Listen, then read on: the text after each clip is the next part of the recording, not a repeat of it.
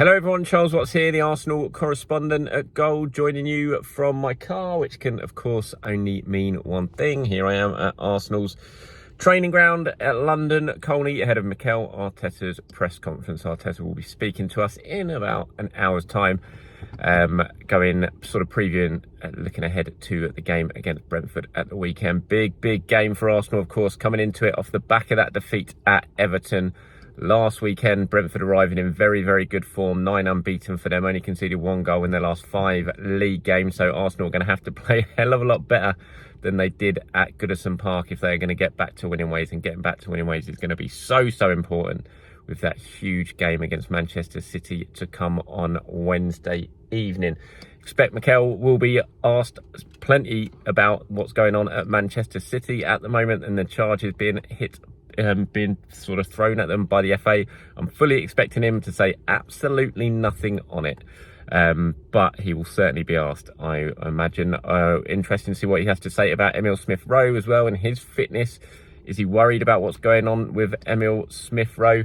I'm sure we'll hear from him from that and any other talking points ahead of this game against Brentford on Saturday. I'm going to head inside now, get myself ready, and then after he's done his press conference, I'll pop back to go over some of the big talking points from what he had to say. So stay tuned, press conference reaction coming up.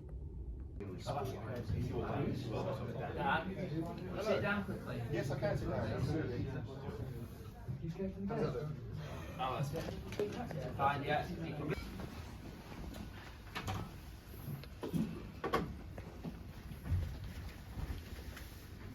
Everyone. Okay, so that is that for Mikel Arteta's press conference. As expected, he did not want to talk about Manchester City at all. Batted away all questions about that.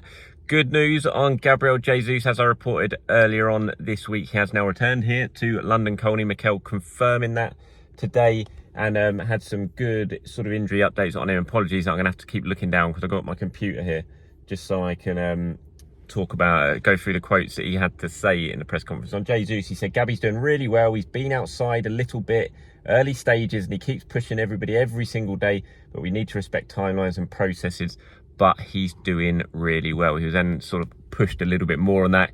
Are you now working towards a time frame? Is Jesus working towards a time frame?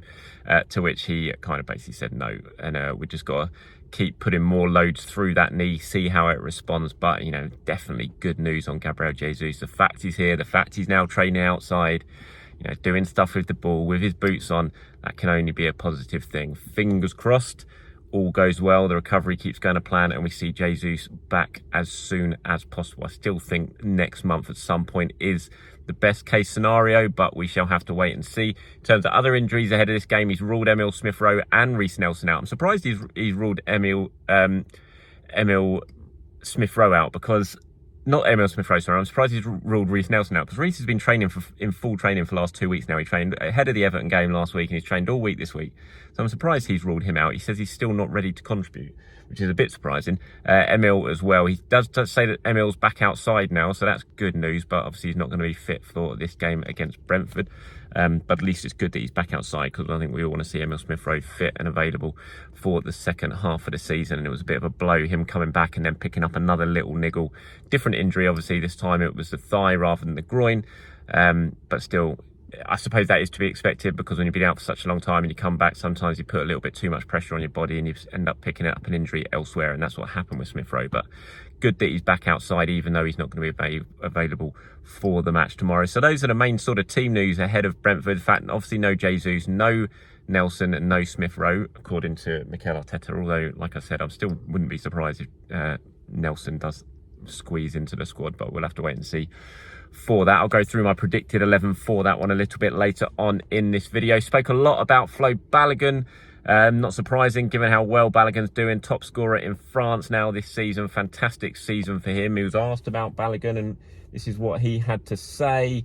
Where is it? So happy for him. He's a boy with a really clear idea of what he wants to do in his career. Really ambitious, really committed, and he's really brave. We discussed before whether it's the right place to go, and other choices that he had. He was so convinced, and I'm really happy for him because he deserves what he's getting. There were some other responses about Balogun as well. He said that the loan spell at Middlesbrough last season left him with a few scars, but he thinks that was a really important loan spell in terms of for what he's gone on to achieve with Reiss this season.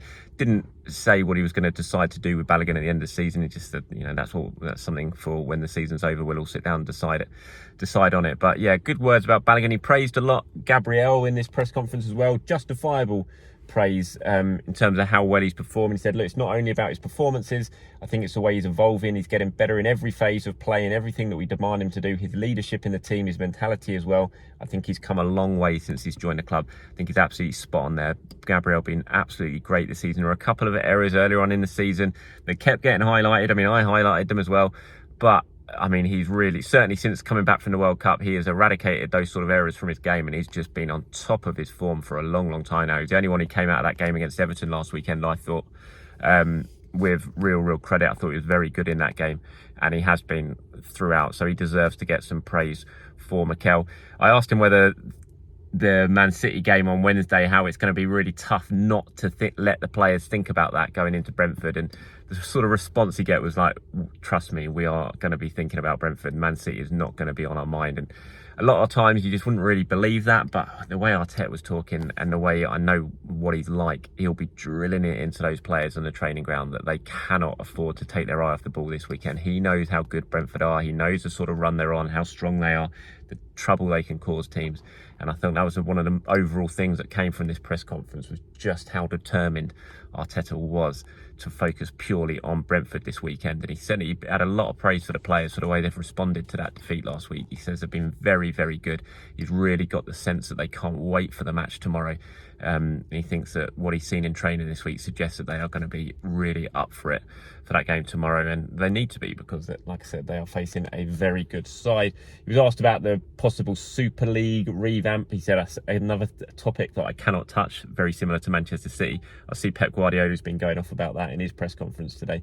So I think those are probably the main headlines from Mikel's presser here at London Colney. Certainly the big thing, the Gabriel Jesus update. Still no exact time frame from him on his return, but good news nonetheless. He is now confirmed he is back outside training on the training pitches. Okay, so looking ahead a little bit towards the Brentford game, predicted 11-wise, I'm going to go, and remember, this is just what I think he might do. I don't have any, this isn't based on information or anything like that, but I think he might make a couple of changes. I think we'll see Trossard make his full debut, that is the weekend. I wouldn't be surprised if Martinelli gets a little bit of a rest ahead against that Manchester City game and Trossard comes in, and I can see Tomiyasu starting as well at right back. So this is the predicted 11 that I'm going to go for Arsenal versus Brentford. Ramsdale in goal, obviously. Then I'm going to go Tomiyasu right back, Saliba and Gabriel as the two centre backs, Zinchenko at left back, Partey, Odegaard and Xhaka in midfield. Then I'm going to go Saka, Nketiah and Trossard as the front three. So Martinelli and White on the bench. That's my predicted 11 for that game. But let me know what you guys think. Who would you want to see starting when Arsenal take on Brentford on Saturday? Let me know, as always, in the comments below. And that's it. Thank you very much for watching. And yeah, I'll be at the Emirates tomorrow. Can't wait for that one. And keep your eye out for all the usual stuff from me. Hopefully I'll get time afterwards to do a bit of video with my player ratings, that sort of thing. And you can follow all the action as it happens at the Emirates on my social media accounts. Have a great day, everyone. I'll speak to you soon.